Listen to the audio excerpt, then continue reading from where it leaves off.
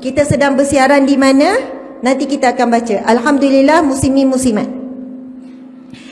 Penganjur ialah Masjid Bandar Anur Gucil, Kuala Kerai, Kelantan. Masya Allah. Terima kasih kepada Ustazah Najat yang mempengerusikan majlis. Terima kasih kepada Tuan Haji Muhammad Harif bin Ghazali, pengerusi Masjid Bandar Anur Gucil. Ustaz Abdullah bin Ismail Timbalan, pengerusi merangkap Imam Tua Masjid Bandar Anur Gucil.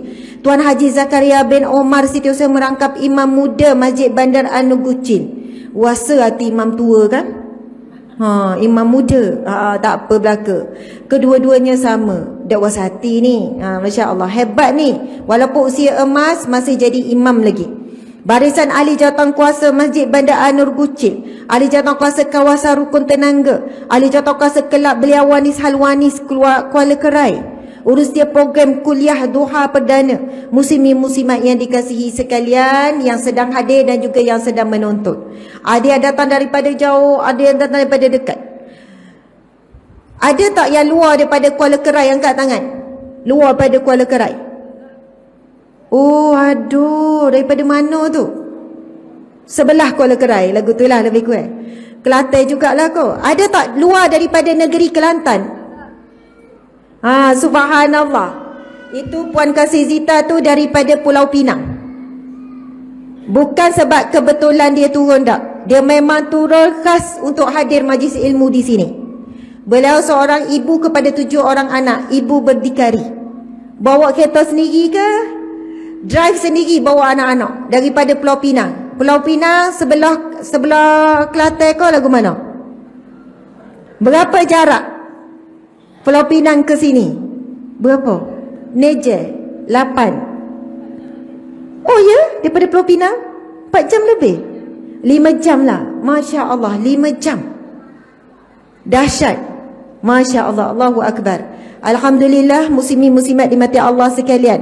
Kita akan mulakan kuliah kita ini yang membawa tajuk Bercinta Cara Nabi. Sebelum ini lain kan? Sebelum ni dapat tajuk lain, tapi malam tadi sempena Maulidul Rasul, saya minta tukar kepada tajuk berkenaan dengan Nabi Muhammad sallallahu alaihi wasallam. Sekarang ni kita dah masuk Rabiul Awal. Sedar tak sedar Rabiul Awal, betul tak? Ini adalah bulan kelahiran Nabi sallallahu alaihi wasallam. Jadi saya minta kepada program-program di Kelantan, kita cuba ubah tajuk biar berkaitan dengan Nabi sallallahu alaihi wasallam. Muslimin muslimat sekalian, sebelum itu kita akan kupas dulu tentang kewajipan kita mencintai Nabi sallallahu alaihi wasallam. Mencintai Nabi hukumnya adalah wajib. Apa hukum cinta Nabi? Wajib. Siapa tak mencintai Nabi, dia akan diseksa dengan balasan yang berat, dan itu dikira orang yang fasik, berdosa besar, orang yang tidak ada di dalam hatinya mencintai Nabi, mencintai Allah. Hukum mencintai Nabi wajib. Dan siapa yang tidak mencintai Nabi Muhammad sallallahu alaihi wasallam akan diberikan hukuman azab yang berat oleh Allah, dan mereka itu di kalangan orang yang fasik. Ini bukan saya cakap, bukan para alim ulama cakap, bukan Nabi Muhammad yang cakap, tetapi Allah Subhanahu wa taala sendiri yang berfirman di dalam Al-Quran. Kita baca. Ini disebutkan di dalam surah At-Taubah ayat yang ke-24. Surah At-Taubah ayat 24. A'udzubillahi minasyaitonir rajim. Bismillahirrahmanirrahim. Qul in kana aba'ukum wa abna'ukum wa ikhwanukum wa azwajukum wa ashiratukum wa amwalun iftaraftumuha wa tijaratan takhshawna kasadaha wa masakinu tardawnaha ahabba ilaikum minallah wa rasulih wa jihadi fi sabilillah fatarabbasu hatta ya'tiyallahu bi amrih wallahu la yahdil qaumal fasiqin. Firman Allah Subhanahu wa taala yang bermaksud, katakanlah, jika bapa-bapa, anak-anak, saudara-saudara, isteri-isteri dan keluarga-keluargamu serta harta kekayaan yang kamu usahakan dan perniagaan yang kamu khawatiri dan perniagaan yang kamu bimbang, yang kamu duk jaga tu, dan tempat kediaman, rumah-rumah yang kamu sukai, lebih kamu cintai daripada Allah dan Rasulnya dan berjihad di jalannya, maka tunggu sehingga Allah mendatangkan hukum azabnya. Allah tidak memberi petunjuk kepada orang yang fasik. Dalam firman Allah ini jelas antara ciri-ciri orang yang fasik, iaitu orang yang sentiasa berkekalan dalam maksiat. Fasik ni orang yang dia sentiasa dalam melakukan maksiat. Maksudnya berdosa, sepanjang tersebut dia berdosa. Kalau sebut munafik, iaitu orang yang mengaku Islam tapi dalam hatinya menentang Islam. Lidahnya cakap mencintai Allah, beriman pada Allah, tetapi sebenarnya dia tidak percaya kepada Allah. Depan Rasulullah dia kata, ya Rasulullah, aku bersamamu. Dalam hatinya, aku menentangmu. Dan golongan munafik ini telah ada di zaman Rasulullah dengan jumlah yang begitu ramai. Dan golongan munafik ini semakin ramai di zaman sekarang. Kita nampak luar macam orang Islam, dia pun mengaku Islam, dia pun semayang, dia pun puasa, dia pun pakai tutup aurat molek, tetapi dalam hatinya membenci kepada agama Islam. Dalam hatinya benci para alim ulama, benci kepada orang-orang yang nak menegakkan undang-undang Islam. Dan munafik ini kedudukannya kalau dalam neraka lebih rendah daripada orang kafir, di tahap paling bawah, paling dahsyat. Kerana orang munafik lebih bahaya daripada orang kafir. Kalau orang kafir, jelas dia kafir, jelas dia menentang agama Islam, kita tahu sebab dia kafir. Tapi orang munafik tak nampak zahir menentang Islam, tetapi rupanya dia liberal, dia sekular. Rupanya dia di kalangan Syiah yang telah dikatakan memang itu bukan Islam, yang menghalalkan darah, membunuh sesama Islam, itu Syiah. Khawarij, Ruwaibidah, ada lagi golongan-golongan munafik yang makin ramai di zaman ini, yang menyebabkan orang bukan Islam melihat Islam ni teruk. Padahal Islam sebenarnya agama yang berkasih sayang, Islam ini agama yang sempurna. Tetapi kerana ada orang-orang munafik yang merosakkan Islam daripada dalam.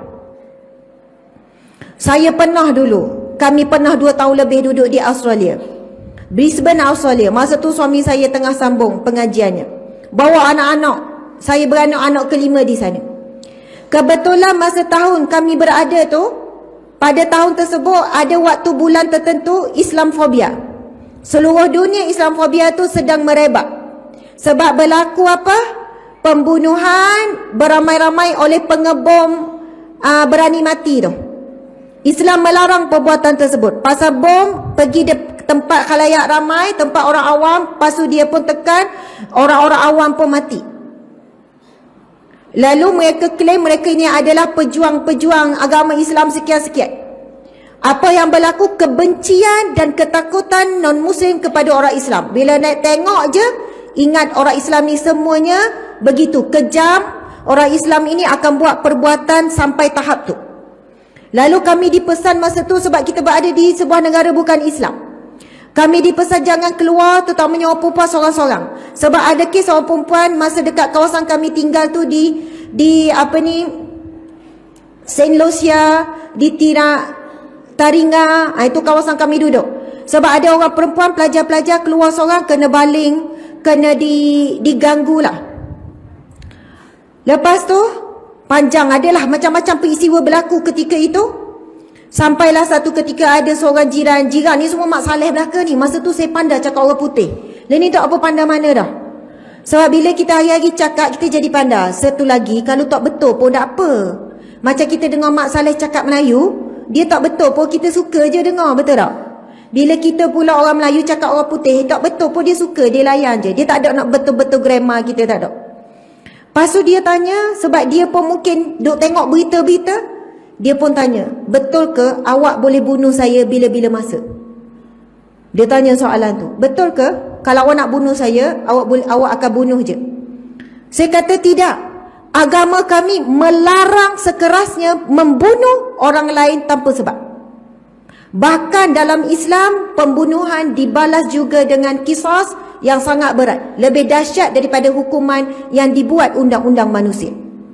Dia berkata habis tu, yang berita keluar, yang berada di sana, berada di sini, yang kes-kes bunuh-bunuh sesama Islam, kamu sama Islam pun boleh bunuh-membunuh, apatah lagi kamu nak bunuh saya. Lebihlah lagi boleh. Sebab dia berhujah sesama Islam pun kamu saling membunuh. Syiah bunuh Sunni masa tu sangat dahsyat. Mereka menghalalkan darah Sunni, ahli sunnah wal jamaah. Lepas tu saya pun kata, Syiah, itu bukan Islam. Tahu tak apa masalah itu cakap? Mereka klaim mereka tu Islam. Mereka kata mereka Islam. Saya kata tak, mereka bukan Islam. Macam mana orang bukan Islam nak boleh terima bila saya kata mereka bukan Islam, sedangkan mereka declare Tuhan mereka Allah, mereka pun sebut Nabi Muhammad juga Nabi mereka dan sebagainya. Itu yang kita kata munafik adalah golongan yang sangat dahsyat. Dia merosakkan Islam daripada dalam sampai menimbul kebencian non-Muslim kepada Islam. Oh, macam ceramah gapo ni ustazah, berat ni. Tapi makcik-makcik faham apa yang saya cuba sampaikan kan?